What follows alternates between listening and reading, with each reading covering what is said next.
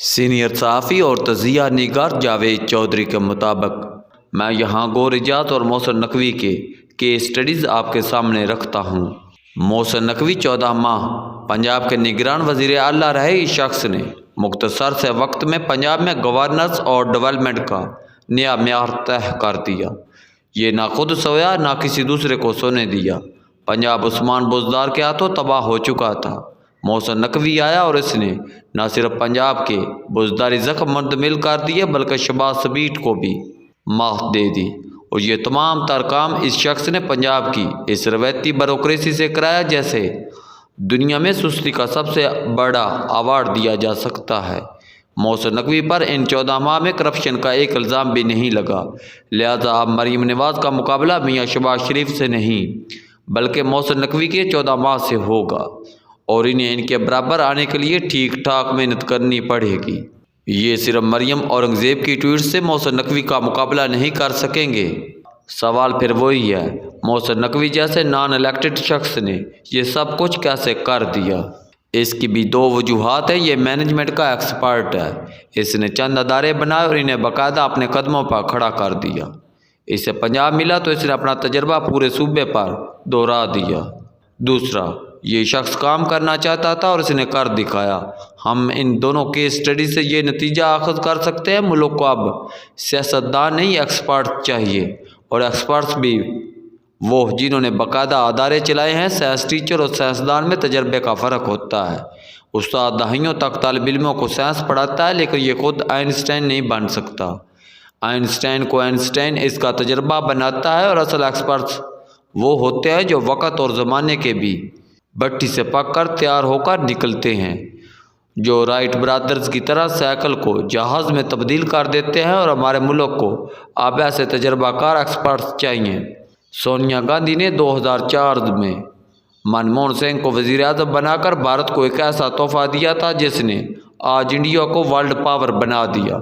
بھارت ہر سال صرف مقبوضہ کشمیر میں $14.6 بلین خرچ کرتا ہے، جبکہ ہماری پوری فوج کا بجٹ اس سے کم ہے، اور یہ سارا کمال منموہن سنگھ کا تھا۔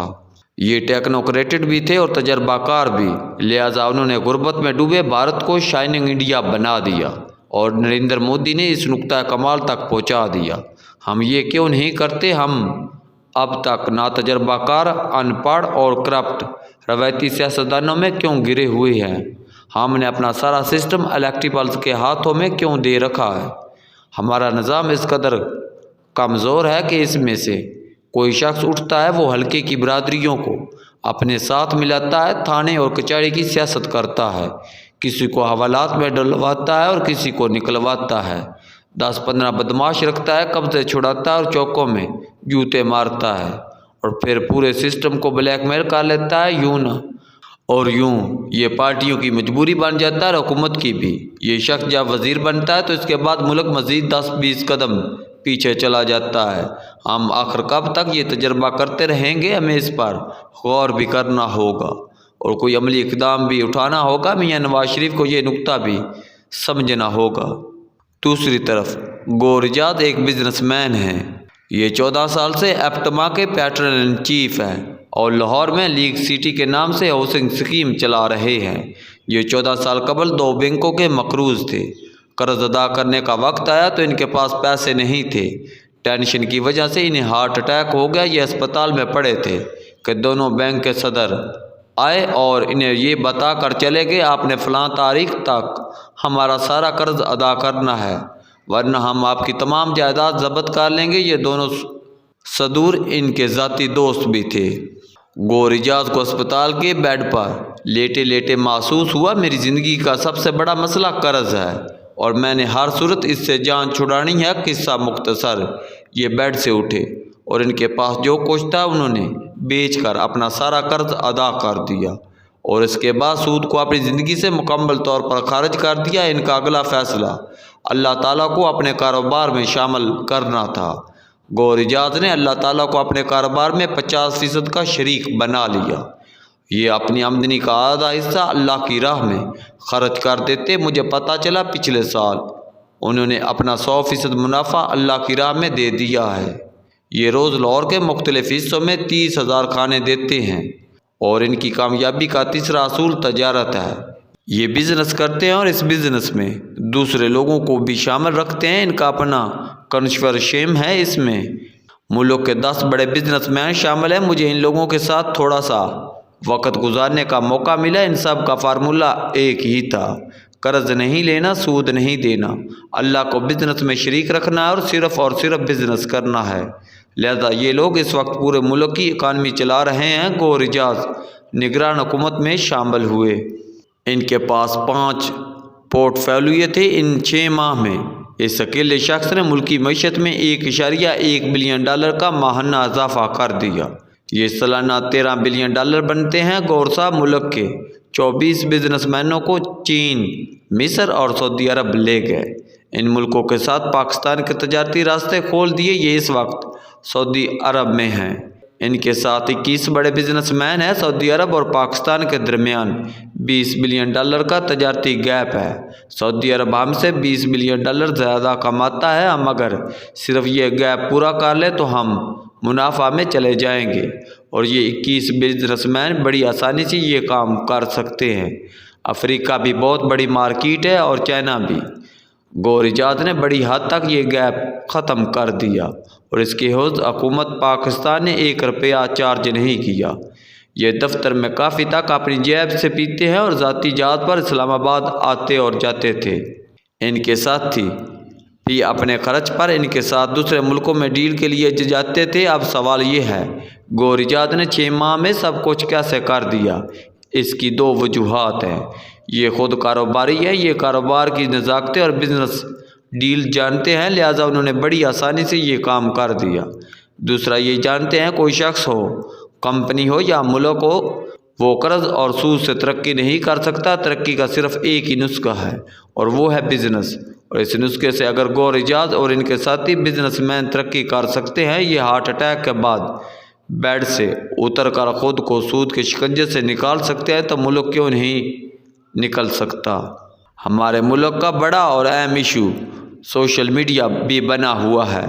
یہ حقیقتاً ایک انقلاب ہے، اور اس انقلاب کے بغیر اب کوئی سیاسی جماعت چل سکتی ہے اور نہ ملک۔ عمران خان کی ساری طاقت اور ملک کی ساری کمزوری سوشل میڈیا ہے، اور ہم اب تک اس کا کوئی توڑ نہیں نکال سکے۔ اس کا توڑ ممکن بھی نہیں۔ آپ ٹویٹر بند کر کے آپ ملک نہیں چلا سکتے۔ اگر آپ یہ کرنا چاہتے ہیں تو پھر آپ کو پورے ملک کی بجلی بند کر کے 25 کروڑ لوگوں کو گھر کی زندگی میں لے جانا ہوگا، جو ظاہر ہے ممکن نہیں۔ اب سوال یہ ہے پھر اس کا حل کیا ہے؟ ایک ہی حل ہے، تمام سیاسی جماعتوں اور ریاست کو اس انقلاب کو سمجھ کر اس کا مثبت استعمال سیکھنا ہوگا۔ سوشل میڈیا روایتی صحافت کو نگل چکا ہے۔ اس نے اپنے ہیرو، اپنے اینکرز اور اپنے ویلن تخلیق کر لیے ہیں، اور یہ صرف عوام کے ذہنوں میں نہیں بلکہ ذہنوں کی نسوں میں بھی اتر چکا ہے۔ اس کا اگلا قدم آن لائن سیاسی جماعتیں یا پریشر گروپس ہوگا۔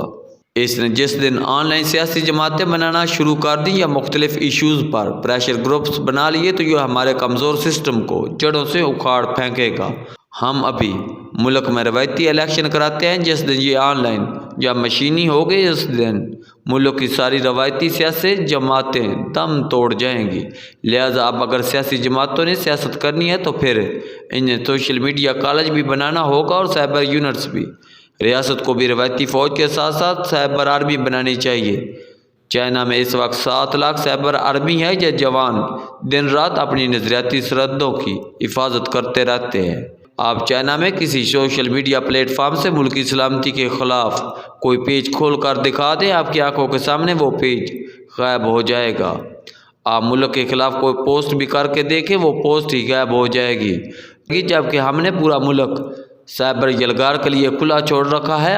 ہمارے الیکشن پر پوری دنیا تبصرے کر رہی ہے اور ہم انہیں روک نہیں پا رہے۔ ہمارے پاس اس کا صرف ایک ہی آپشن ہے، ہم عمران ریاض اور اسد طور کو گرفتار کر لیتے ہیں۔ کیا یہ وحید حل ہے؟ جی نہیں، ہمیں اپنی سائبر آرمی بنانا ہوگی اور اس کے ذریعے ریاست مخالف بیانیاں روکنا ہوگا۔ دوسری صورت میں آپ کتنے لوگوں کی گرفتار کر لیں گے اور سوشل میڈیا کو کتنا عرصہ بند رکھ لیں گے؟ لہٰذا ریاست اور سیاسی جماعتوں کو اس پر بھی توجہ دینا ہوگی، ورنہ ریاست اور سیاسی جماعتیں دونوں فارغ ہو جائیں گی۔